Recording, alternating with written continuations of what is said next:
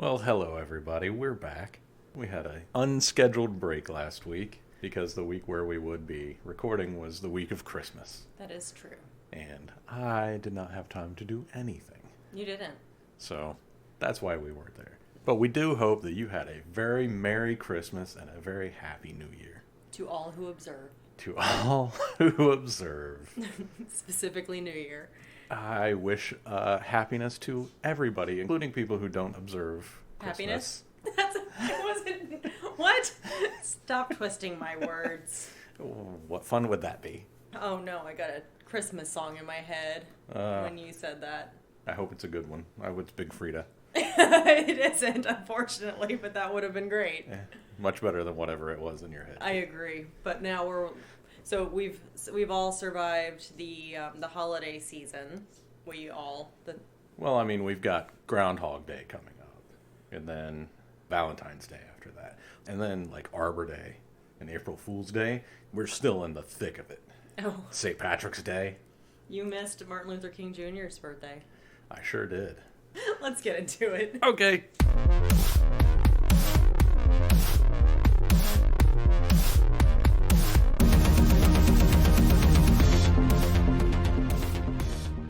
Greetings, listeners, domestic, international, and extraterrestrial. I am Dave Reed. And I'm Kristen Riley, and this is the Cast Files.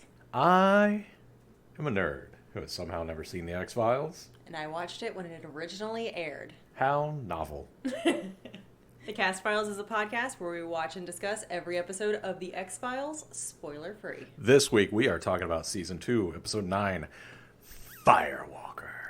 Also known as Firewalk with Me. Because I kept saying it. I couldn't stop saying fire. Walk with me.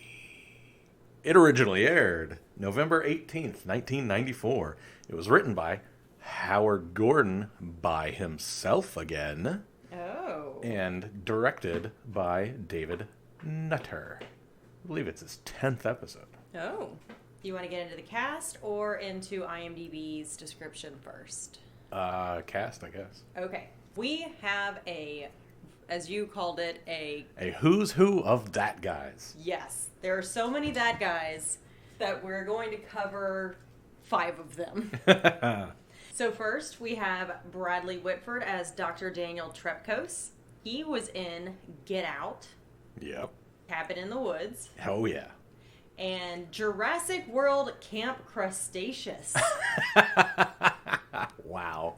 He plays Mitch. He is the voice actor for the character Mitch. And I think it is a cartoon. Sounds like a cartoon. He's also in 1/3 of everything that's ever been made. Oh! Because Dennis Hopper, Christopher Walken, and Bradley Whitford, one of them is in everything that's ever been made. Even if you don't see them, they're in there somewhere.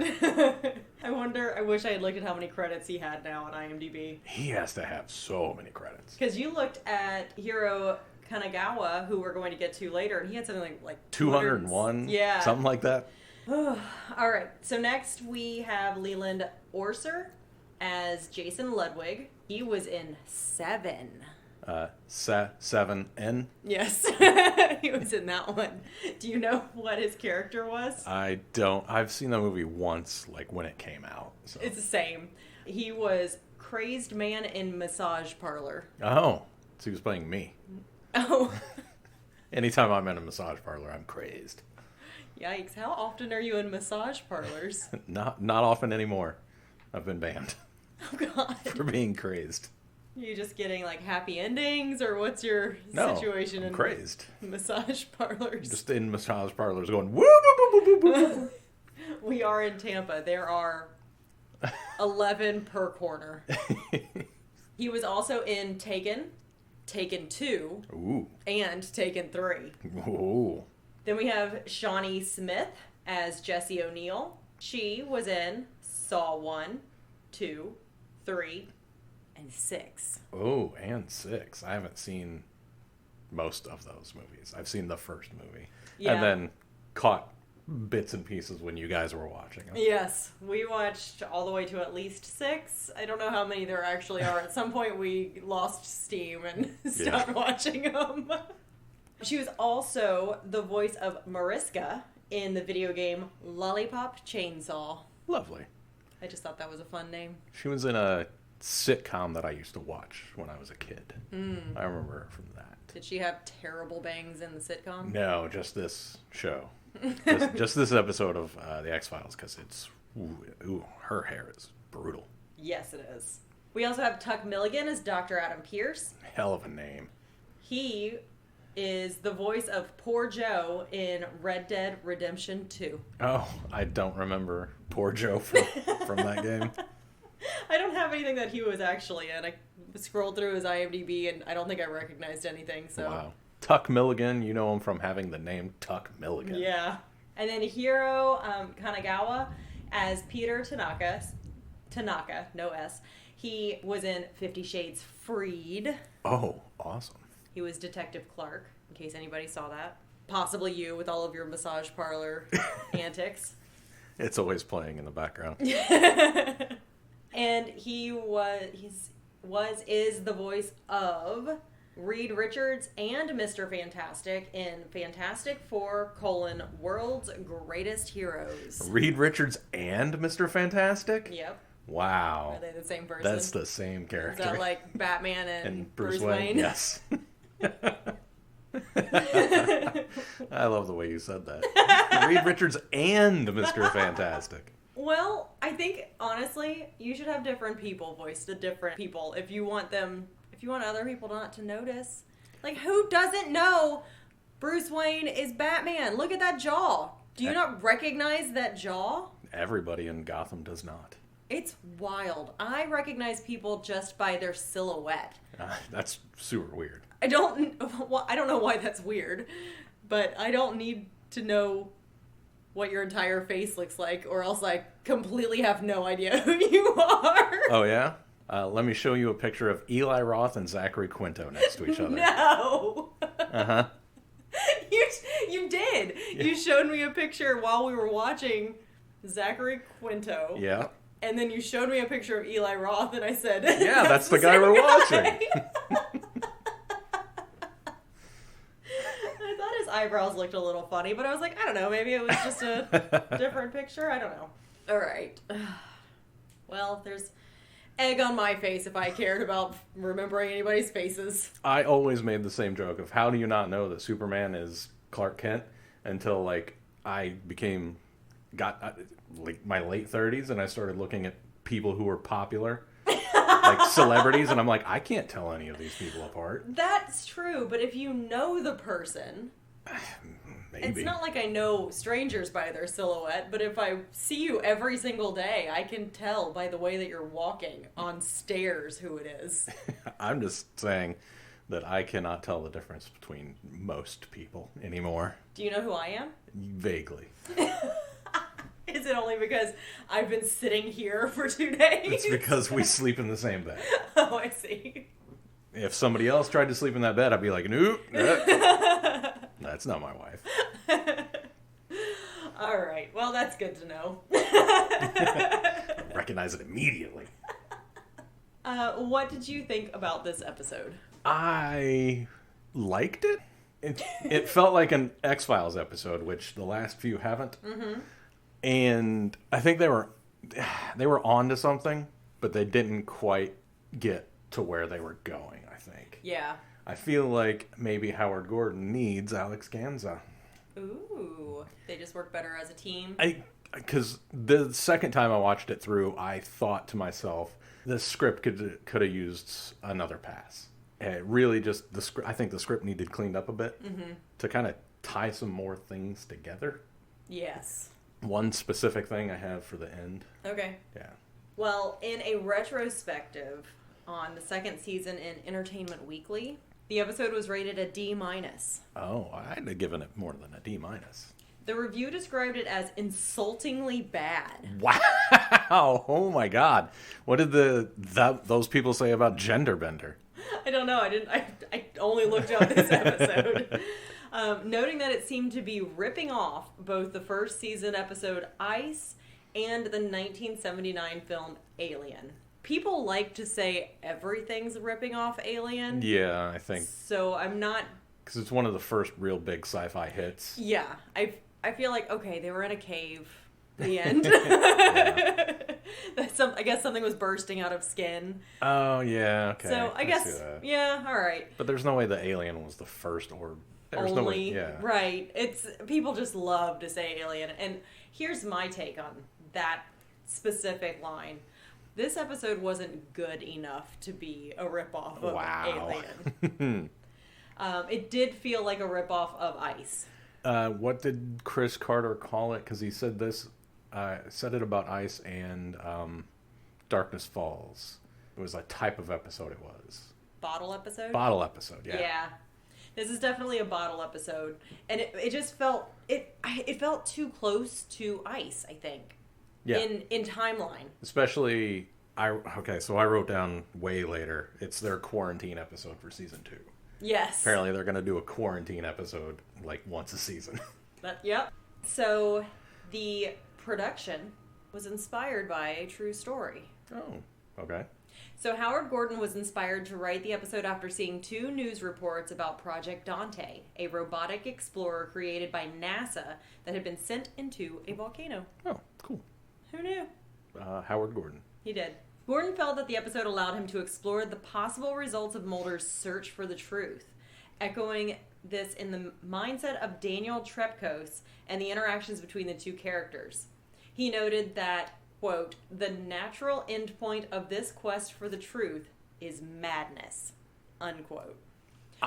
Comparing Mulder's treatment of Trepkos with the events of the novel Heart of Darkness, which I didn't read. So what do you think about it being inspired by a true story? Did it feel inspired?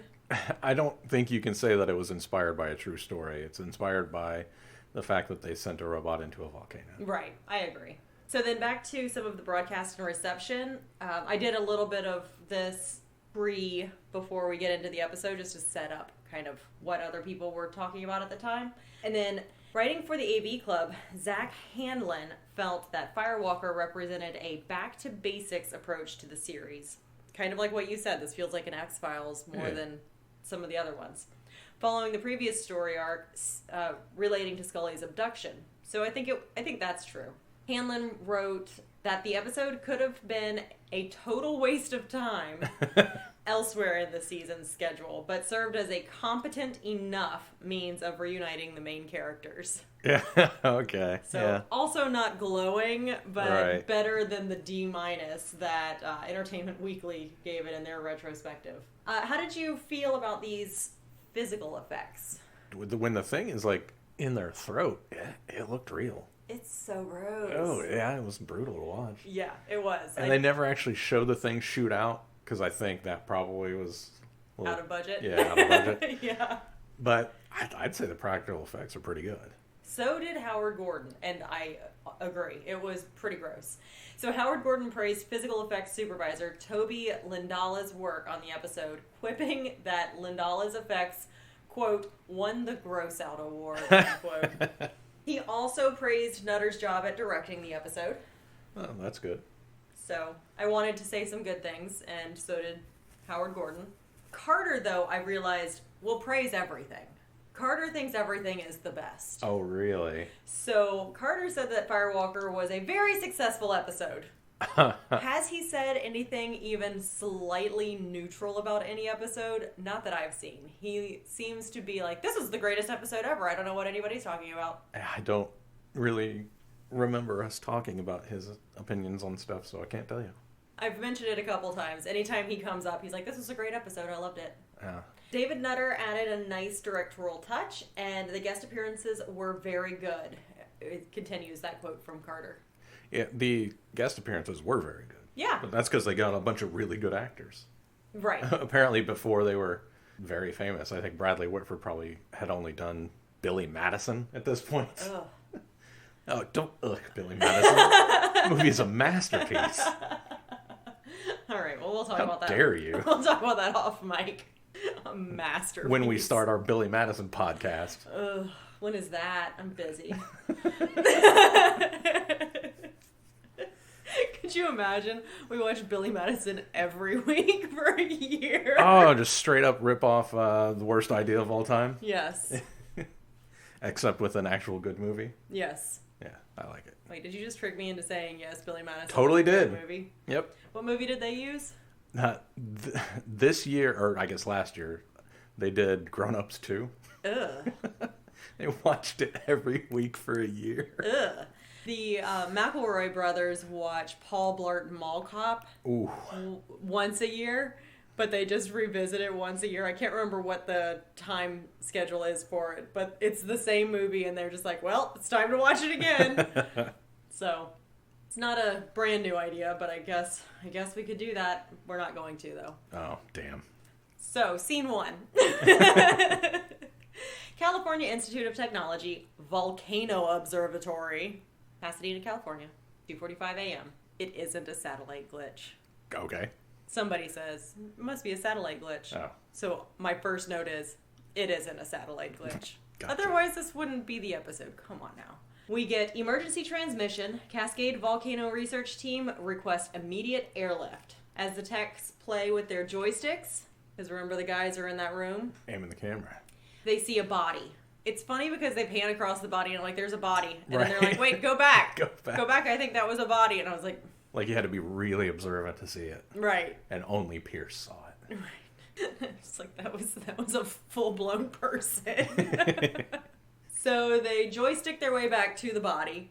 And it turns out that it's Erickson because even in this volcano observatory situation, they can do that cool zoom in and clarify the screen. Zoom in, enhance. It's so something I want my eyeballs to just be able to do. That'd be cool. Yeah. That's what I'm hoping for my contact upgrade to be. Nice. Wouldn't that be great? It turns out it's Erickson, and he isn't alone because we see the shadow. And there's only one thing I know that can survive near a volcano this close. Water bears? Scuzzlebutt. Baby, every time that we kiss, hot lava. Every time that we make love, that's lava, hot lava. Lava so hot it makes me sweat. Lava so warm and red and lava. Scuzzlebutt. You don't know what Scuzzlebutt is? Scuzzlebutt is a creature that lives up on this very mountain and kills anybody who dares climb to the top. Why? Because it loves the taste of blood and likes to add pieces to its deformed body. Scuzzlebutt is this ancient mammalian cryptid who is huge and ginormous and has a celery stalk for his right hand. And where his left leg should be is TV's Patrick Duffy. What is this from? South Park. Oh, I was like, you aren't making this up right now. So This was episode 2 of South Park. Wow. Entitled Volcano. And it was when I knew I loved that show. I because see. It was so absurd. I was like, this is the most amazing thing I've ever seen. it is absurd. I was also 22. Or was absurd. I don't know. I don't know what it is anymore. Right, yeah, I haven't watched it in a long time at this point. Well, they see the shadow. It's not a ghost signal either. Just in case you're thinking that maybe the shadow and the static were a ghost signal, it isn't. Something's happening. Yes. For better or worse. We go to static after we lose signal. Basically all that happens in this. We do get the cold open dead body. Yeah. We get confusion from me because I didn't catch it until the second part that these guys aren't with the team. They're at a completely different area, even though there's a lower third that tells me that. That's a good point, because I read that, and you're right. They never show up again. The next scene. Mm-hmm. We're in Mulder's office. Pierce is showing a videotape to Mulder and Scully. The first part of the tape is from a newscast. They love to do that. I love it, too, because the reporter guy has an amazing voice. Yes. That guy should have been a bigger part of the scene, or a bigger part of the episode for some reason. Why is the reporter guy here? Because I have a great voice. Maybe he'll return. I did not add him to the cast. I hope he does. I hope he shows up. He's like, hi. Hello, Agent Mulder. I am that reporter from the other episode. I have the voice. Would you like to hear me speak more? Because I can. Yes. We get an introduction to Trepkos, right? He's leaning on the Firewalker, all cash. I hated him from before he opened his mouth. You just looked at him and knew, that's the type of guy that said, I wish I could have voted 3 times for Obama. Yes. Yes. Yeah. And then he became that guy. This is everybody's origin story. This is how O'Neill ends up in Saw. Yeah. Yeah. She starts doing drugs because of her PTSD. Right. Which fair. Because nobody else is going to help her. Right. And then she gets captured by Jigsaw. And then she's like, you know what? This is something to do with my life. I've been thinking I needed to do a thing. Yeah. And then Trepkos went on to become a doctor and learn how to do brain transplants. Yep. Yeah. He is the most smart person you have ever met. Genius. Most smart. Not smartest. Most smart. Ugh. You know, Bradley Whitford didn't know that was a joke. Which part? I would have voted for him 3 times if I could. He was like, yeah, I would have. He is this guy. He is this guy. Stop hiring him. You said he was in a third of everything. He is.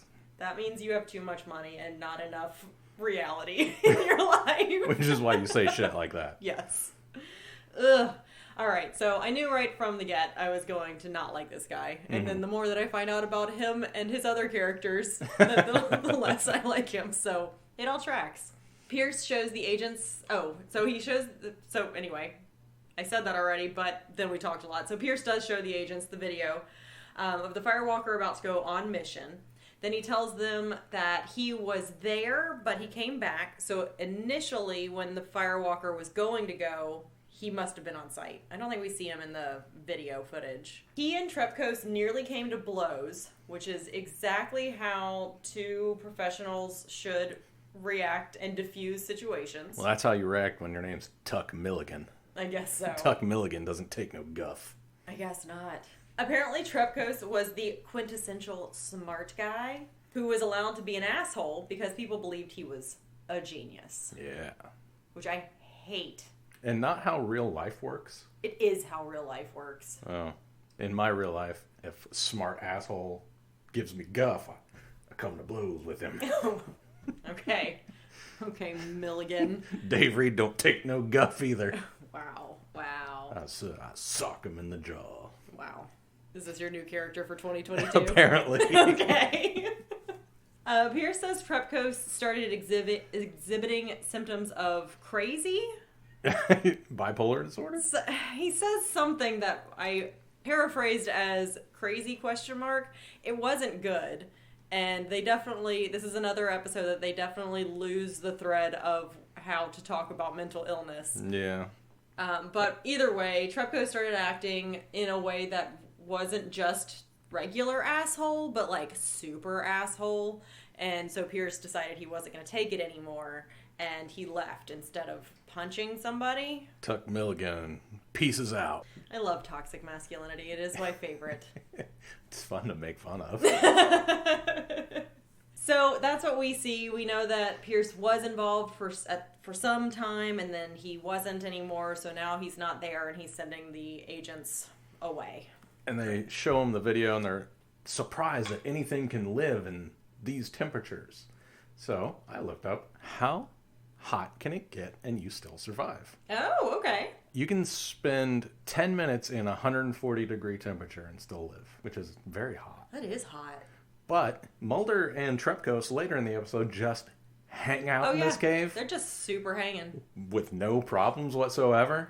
Trepkos is a little burnt up. He's a little crispy. Maybe he's just down there baking from the outside. He could. Well, isn't that how you bake?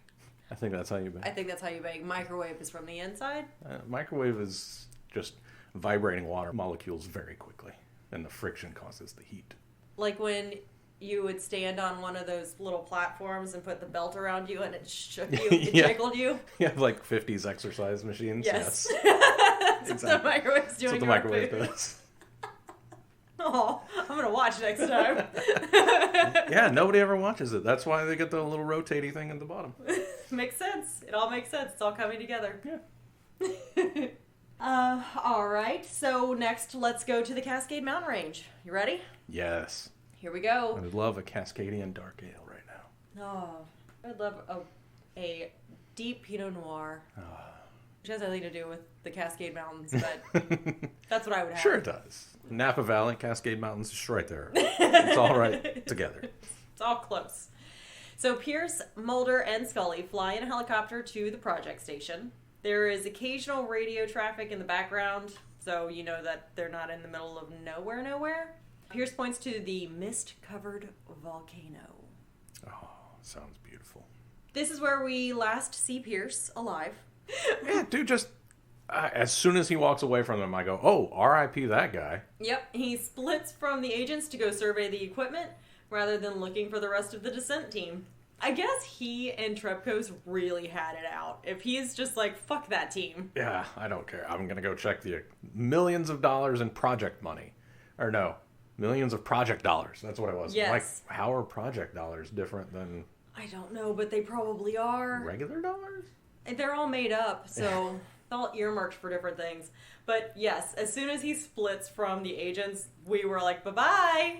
There's a little bit of trivia. The set used for the exterior of the field base camp was later sold to the production company responsible for the TV series The Sentinel. Oh, okay. 1996. All right. I know. I wrote that in there, but I don't know what The Sentinel is. I didn't watch it. Did you? Nope. Sounds like you didn't. Somebody probably did.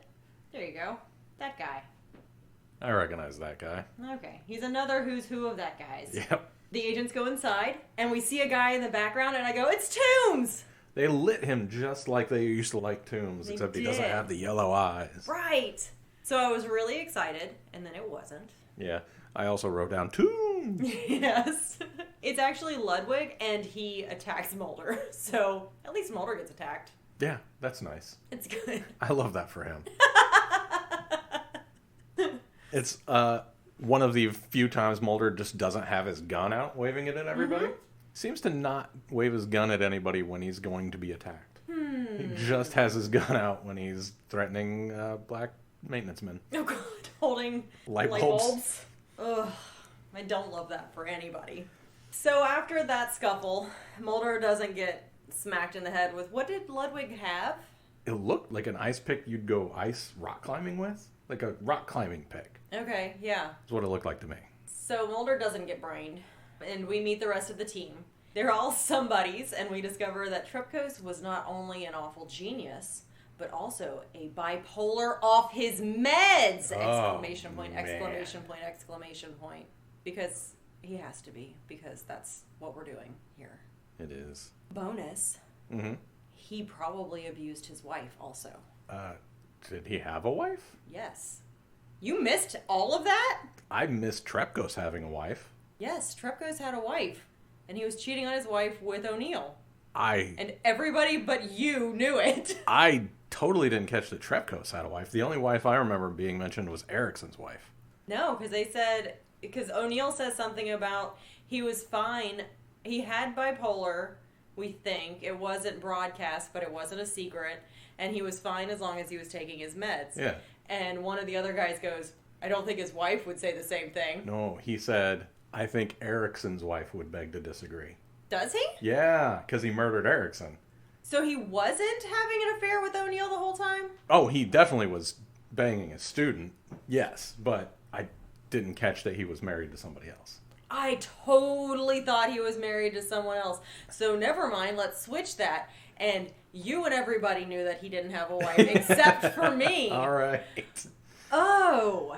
No, he's scummy, just not as scummy as you thought. Huh.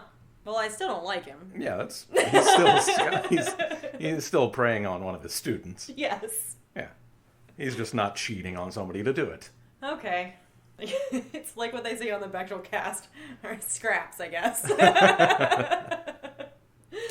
So outside, we go to visit, what's his name? Pierce? Is it Pierce? Yes. Pierce who... So we do actually end up seeing him one last time. We see him. We see a seismograph, which I meant to look up to see if they actually look like that or if that was just a simple prop. No. You've seen them? I've seen them. Are you a seismodoctor? Yes. I've got my PhD in seismodoctry. Whoa! You should hang it up over there next to our lordship registration. Yeah, I should.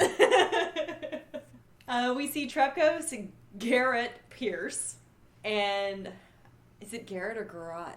I think either one is acceptable. Great. He murders him.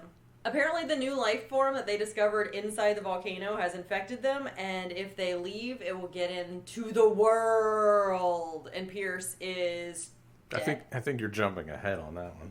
They don't mention that till later. Well, Trepkos, as he's killing Pierce, says nobody can leave. Yeah.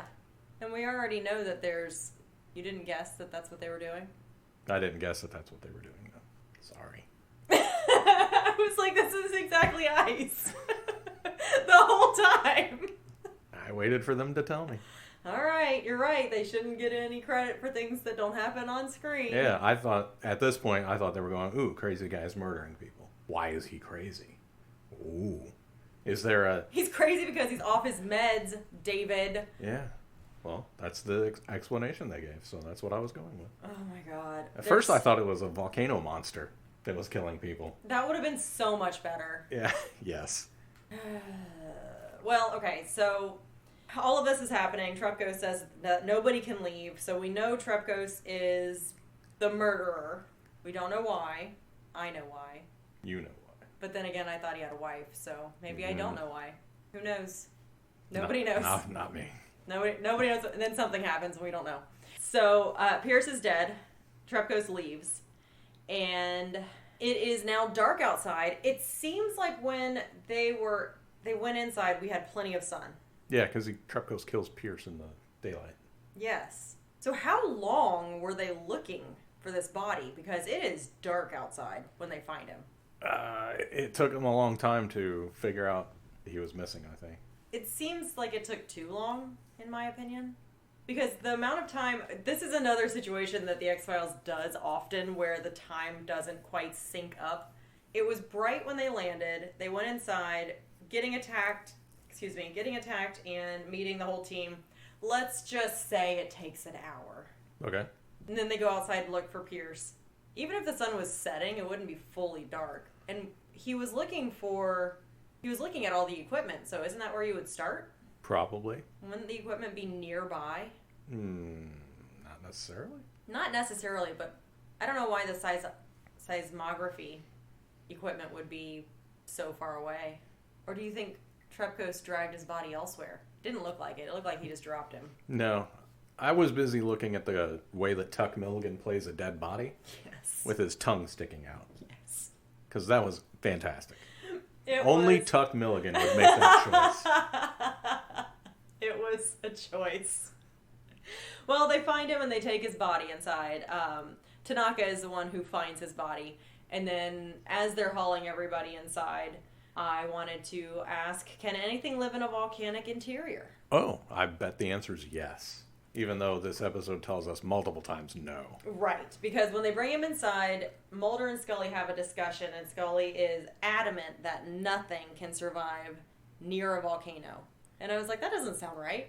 So I did just very brief research. In 2009, the Oregon State University researchers found that shrimp, crab, limpets, and barnacles, they found all of those things living around a highly active volcano near Guam. And I was like, well, that's all I need. I just needed one answer. And these aren't single-cell organisms. Right. These are critters. Yeah, but that's in 2009. So in 94, apparently, we believed otherwise. We were stupid in 94. Ugh, everybody was so dumb.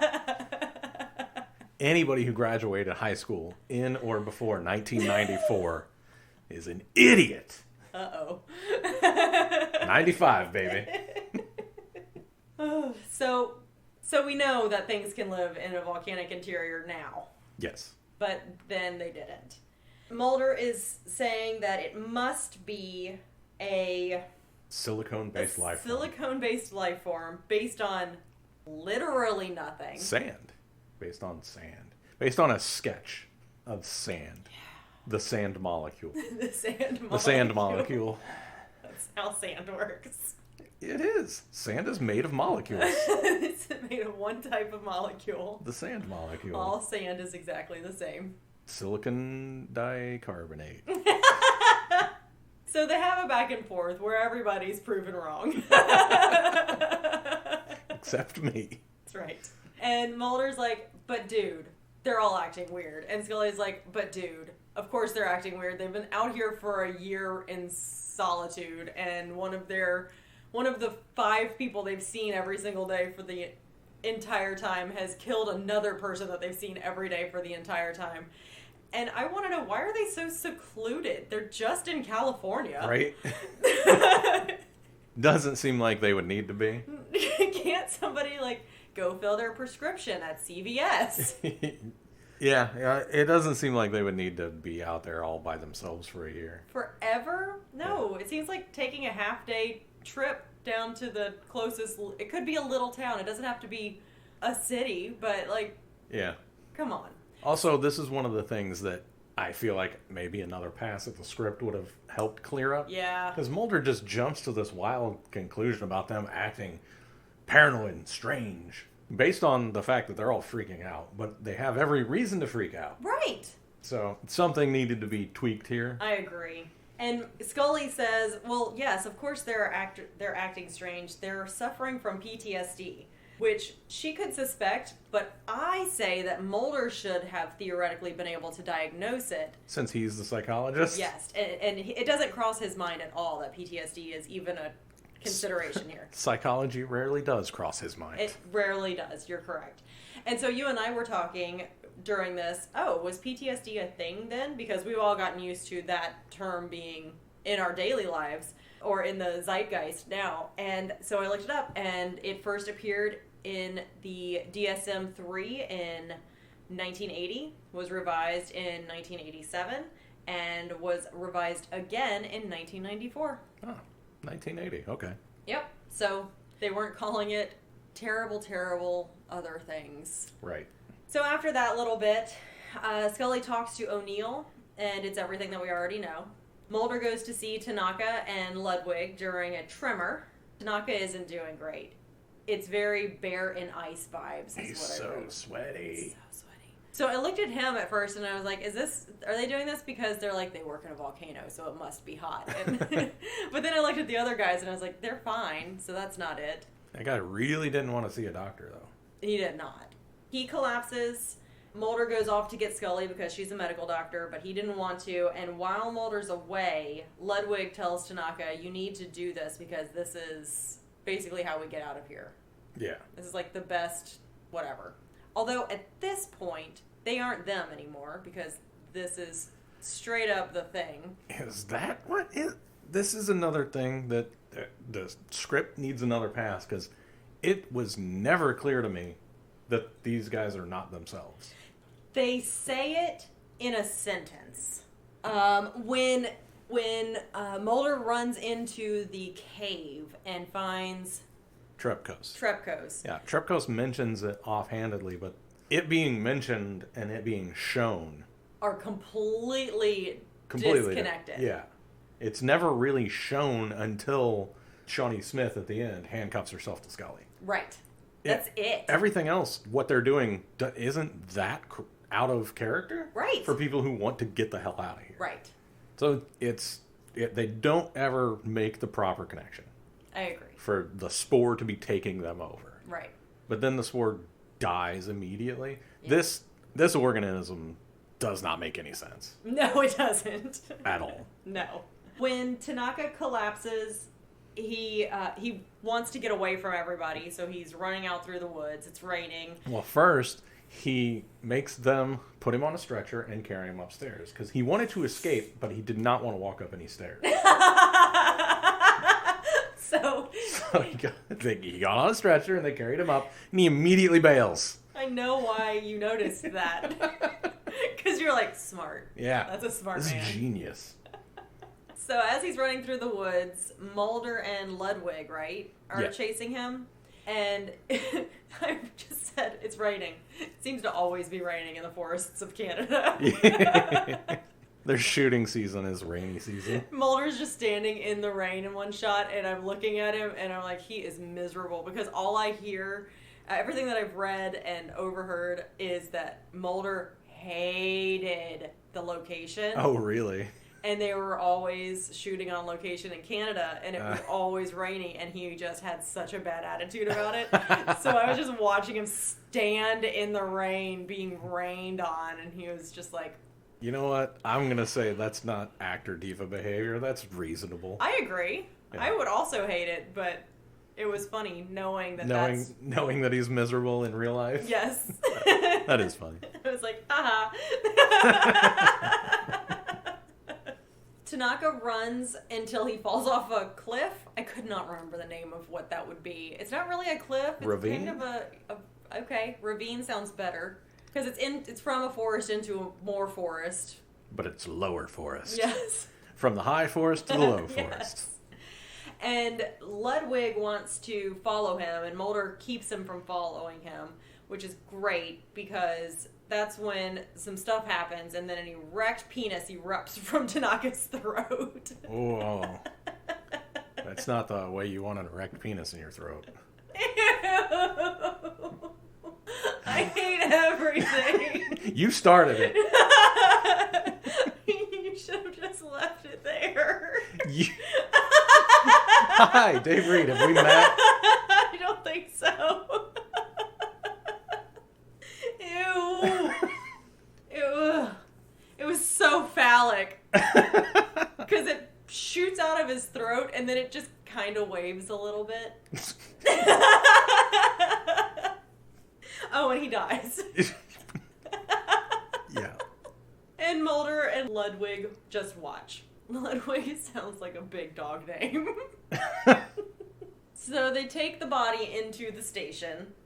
Tanaka's body is wrapped in plastic in an isolation area, and Scully is at a microscope.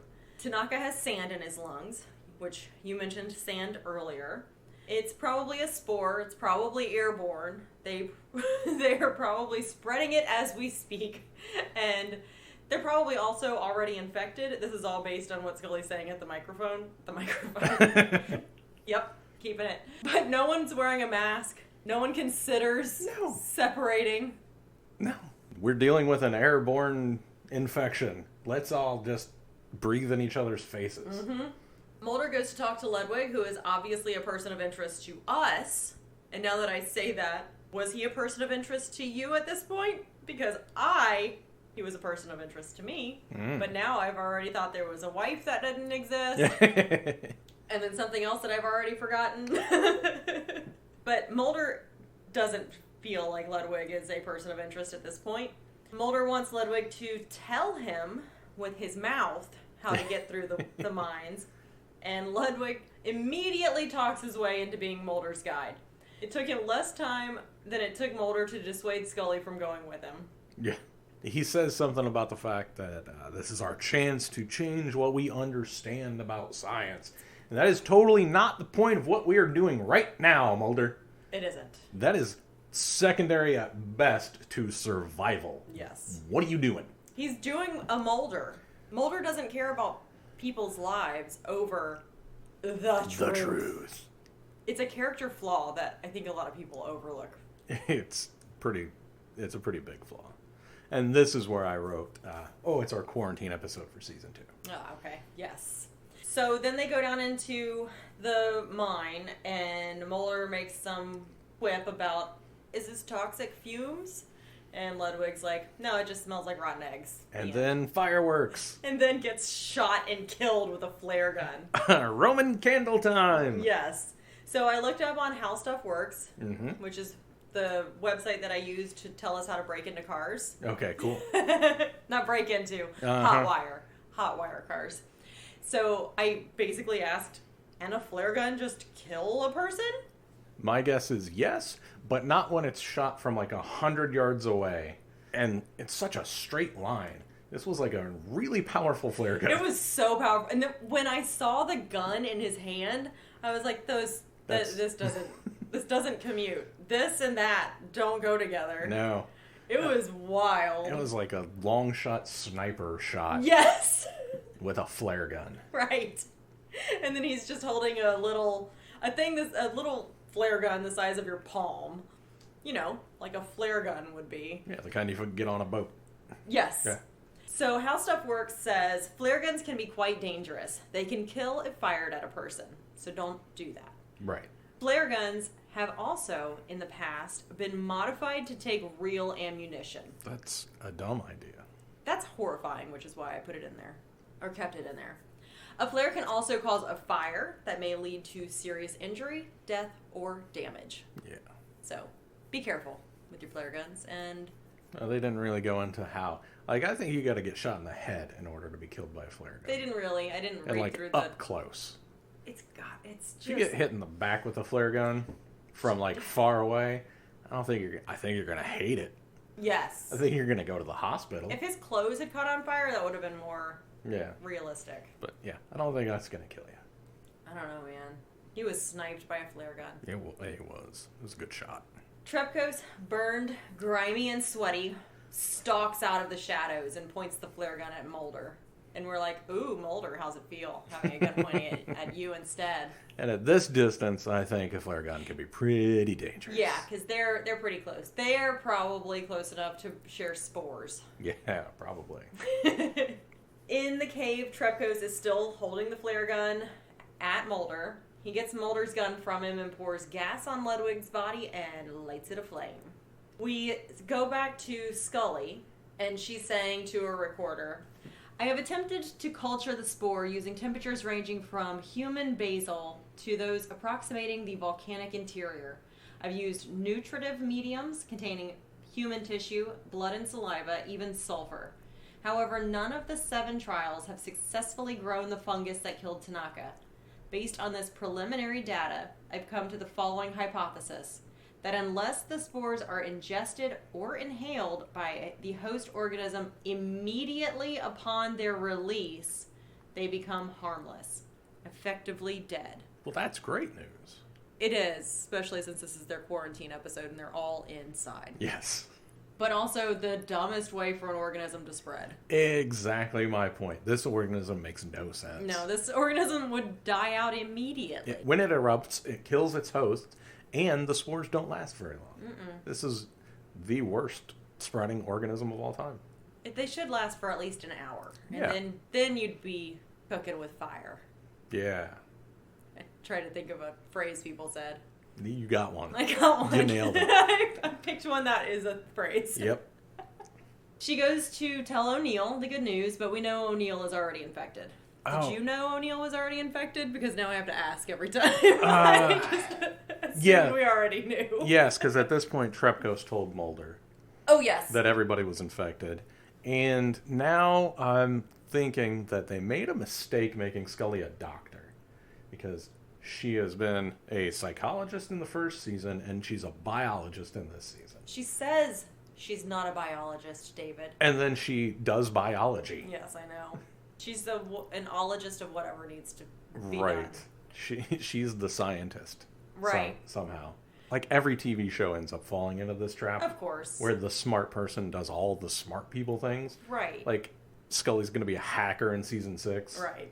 Because, oh, well, she's smart, so she is a hacker too. So she understands how this works. Yeah. In real life, people specialize. In fake life, people can. If you're smart, it means you're smart at everything. Yeah. I guess I understand it because every cast would have to be an ensemble. Yeah. 12 people per TV show. It would be really interesting to see them come up against something like, well, I'm not a biologist, and so they actually have to get a biologist, or they can't figure out this clue, so they have to do a different workaround to find out what the clues are. They actually did that in Ice. Well, that's why Ice was so yeah. much better. Yeah. Huh. Good job, everybody. Yay. So, O'Neill is infected. She's in her room being all sweaty and gross. She, Tanaka, and Ludwig have all been infected the whole time. Wow. Which is what Trepkos is telling Mulder in the mines, right? Yeah. This is where he mentions that they're not them anymore. Right. Just real offhandedly. Because he saw it take over their bodies, even though he was... Not there? He wasn't there when the spore exploded, which also, by the way, we did not see on the video, and we saw that whole body. If it had, everything's erupted out of the throat. Yeah. There was not an eruption out of that throat. I'm willing to chalk that one up to bad video. Standard definition video. Are you? Less than standard definition. They have Clarify on all of their cameras. Clarify brings it up to standard definition. All right. I don't like it, but whatever. So he did say that he watched them all change or something. Something like that, yeah. So I guess they got infected immediately, and then once they are infected, they're not infectious, even while they're going through the change. Right, until it goes poof out their neck. This creature is not one I want to deal with. So there we are.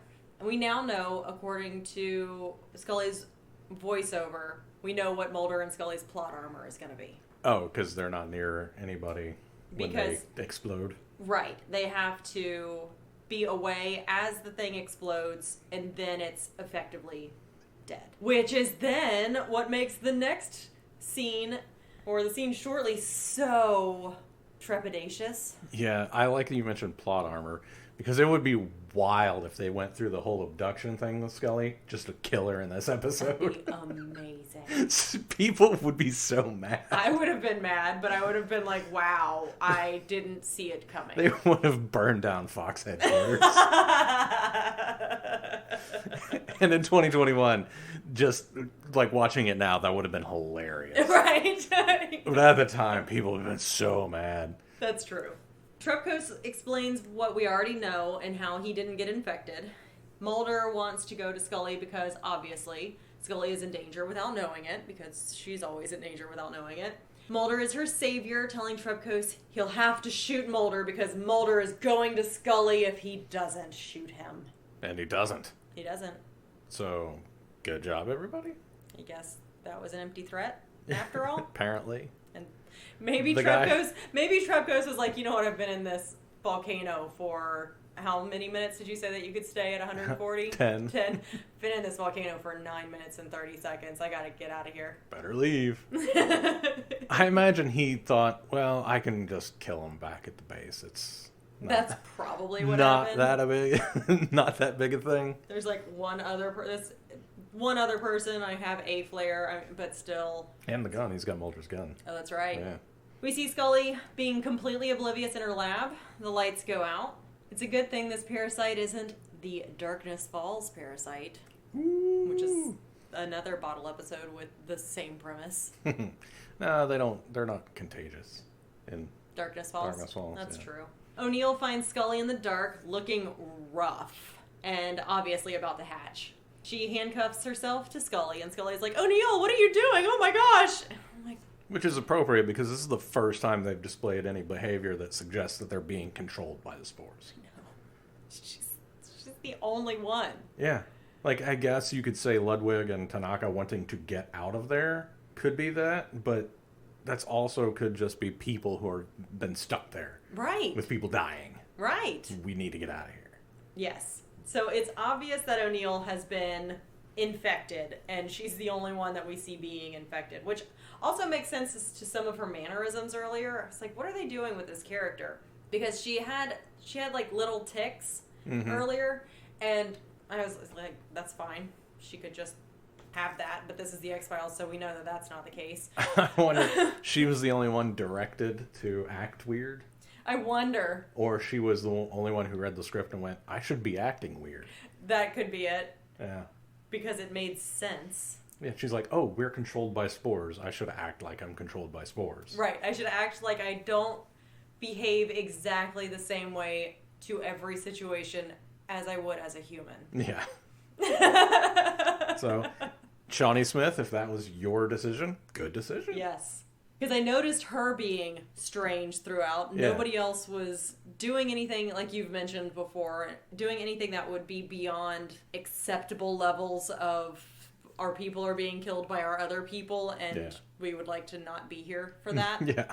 Well, there's a whole scene where Scully tries to get away, and then she picks up O'Neill in a fireman carry and throws her into a quarantine area where O'Neill essentially explodes. Yeah, somehow she gets the door shut, even though there's a handcuff chain in the door jamb. Plot armor. Yeah, plot armor. So she doesn't get infected, which is great. O'Neill doesn't make it out of this episode, which is not great. And... R.I.P. to a real one. Yep. Trepkos follows Mulder in.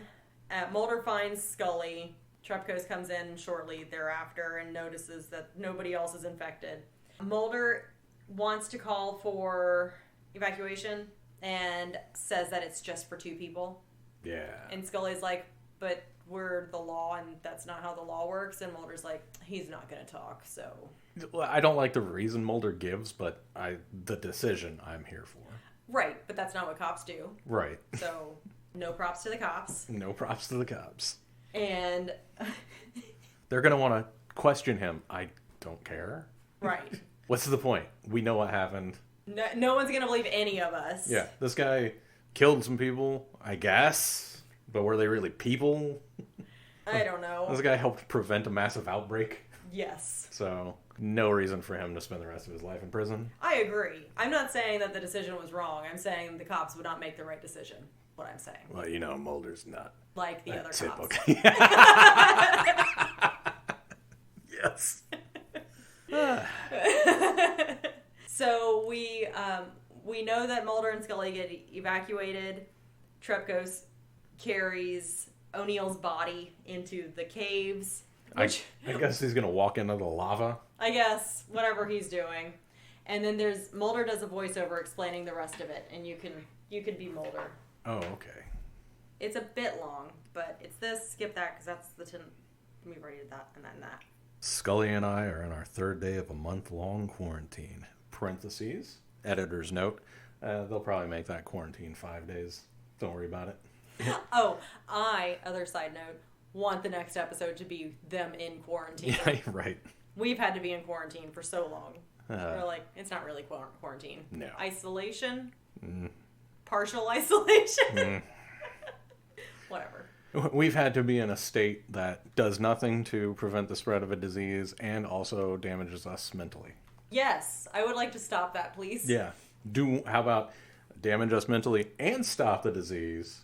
Or, no, just that.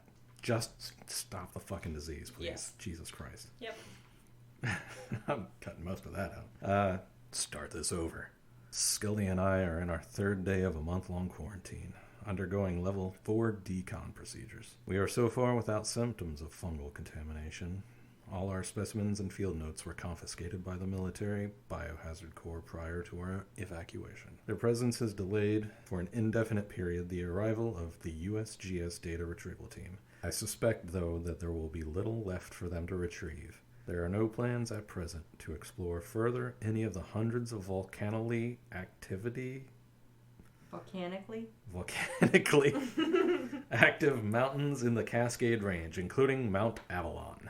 All access points to that volcano have been sealed off by Army engineers. I love it when they don't know how to end an episode, so they're like, we're going to just have Mulder or Scully do a voiceover for 5 minutes straight. Of the members of the Firewalker descent team, only Trepkos and O'Neill remain unaccounted for. They are presumed dead, and the search for them has been abandoned. Firewalker, however, was recovered, though its sensory and locomotive systems were found irreparably damaged. Okay, so they stopped the search team for this obvious murderer, because that's the story we're going with, right? Okay. After less than 3 days? Yep. 3 days. Okay. Because they're in 3rd day of their month-long quarantine. Yep. Okay, just checking. The data collected from the Earth's interior will never be known. And of the events that occurred at Mount Avalon between the 11th and 13th of November, 1994, mine stands as the only record. Mulder holds the record. Aww. And during this voiceover, they hover on this army guy's arm patch for a second. Like we're supposed to know what that is? Right. I was going to make a joke about Agents of S.H.I.E.L.D., but I forgot what the other group was. Hydra? Yes. Was it Hydra? It was not. I didn't think so. I feel like I would pick that out. Probably. Maybe. I don't know what it was. I hope it comes back. If it doesn't come back... Oh, was it the Blue Berets? Probably. Maybe it was the Blue Berets. It probably was. Good job. Man, I am a genius. You are an X-Filer. I am a genius. That's why I get to be an asshole to everybody. Get like out. this. Stop! All right, who are you shipping? O'Neill and someone from her college who is a student. Oh, okay. I was going to say Trepkos is from her college. All right, I am shipping everybody in this airborne contagion situation and some fucking masks. Ah, okay. How are you surviving? I am surviving by just waiting because this organism sucks. This organism is stupid. It's a terrible way to procreate. I wonder how long it incubates. That was unclear. A few days, apparently. They all exploded at different times. Yeah. So I guess different incubations. Yeah. But that's how I'm surviving. Just wait, because this thing is going to go extinct real fast. Right. I don't understand how the spores were infective to begin with if they're not inhaled immediately. Me neither. What did they open? Volcanic glass. So this is a non-issue. I'm surviving because this is a non-issue. Yeah, like me. Just wait. Yep. Because it's fine. All right. Somehow I did actually like the episode, though. Good job. As much as I'm complaining about it, I guess. It entertained me. I would have watched Ice again instead. Ah, okay then. But I didn't get to. All right. All right. Well, Happy New Year. Happy New You. The Cast Files is produced by Kristen Riley and Dave Reed. Edited by Dave Reed. You can find us on Twitter at Cast Files. You can find me on Twitter at Dave Reed. That's DaiveReed. You can email us at thecastfiles. That's the with 2 E's at gmail.com. If you could please go rate and review us on Apple Podcasts, give us 5 stars and tell us that we are doing phenomenal things. Artistic, wonderful things. We are raising the bar on podcasting. We would love you forever for that. We have a TeePublic store. You can go buy t-shirts and stuff there. Music by Hal 6. Logo by @OokaArt. That's OOKAART.